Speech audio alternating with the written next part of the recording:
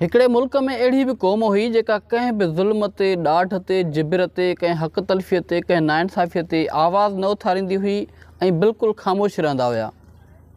हिकु दफ़े बादशाह उन्हनि जी बर्दाश्त खे चेक करण जो इरादो कयो। बादशाह पंहिंजे मुल्क में तमामु घणी महांगाई कई। बादशाह इहो सोचियो त शायदि हाणे मुल्क जा माण्हू जाॻंदा ऐं पंहिंजो आवाज़ बुलंद कंदा, पर उन एतिरी महांगाई जे बावजूदि बि माण्हू ख़ामोश रहिया ऐं कंहिं बि आवाज़ न कढियो। बादशाह छा कयो जो ॻोठ जे भरिसां हिकिड़ी पुल हुई जंहिं तां माण्हू गुज़री ऐं पंहिंजो गुज़र सफ़र करण वेंदा हुआ, मज़दूरी करण वेंदा हुआ। बादशाह उन पुल ते टैक्स लॻाए छॾी।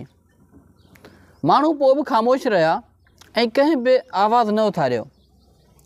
उन खां पोइ बादशाह छा कयो जो पंहिंजे माण्हुनि खे हुकुम ॾिनई त जेके बि माण्हू सुबुह सुबुह जो मज़दूरी ते वञनि था, जॾहिं पुल तां गुज़रनि त उन्हनि खे ॿ पादर हणो।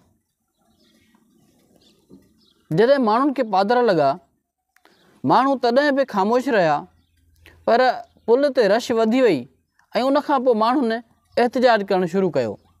बादशाह सम्झो त वेल डन, शायदि क़ौम असांजी जागी वई आहे ऐं हाणे वॾो इनक़लाब ईंदो ऐं माण्हू हाणे पंहिंजे हक़नि जी डिमांड कंदा। पर ईअं न हुयो। असल में माण्हुनि बादशाह खे चयो त बादशाह सलामत, तव्हां महांगाई कई, असां ख़ामोश रहियासीं। तव्हां पुल ते टैक्स लॻाई, असां ख़ामोश रहियासीं।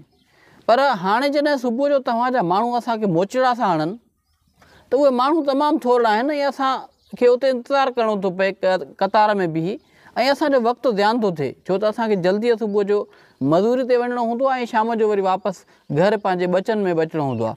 उन करे महिरबानी करे असां गुज़ारिश था कयूं त पुल ते माण्हुनि जो तइदादु उन्हनि जो वधायो वञे जेके असांखे मोचड़ा था हणनि। सो दोस्तो, इहा हक़ीक़त आहे त असांजे मुआशिरे में ज़ुल्म, जिबिर, नाइंसाफ़ी, ॾाढ, ग़ुलामी इन हद ताईं वधी चुकी आहे जो इन मिसाल खे असां पंहिंजो पाण ते आणींदासीं त इन ॻाल्हि में कोई शक न आहे।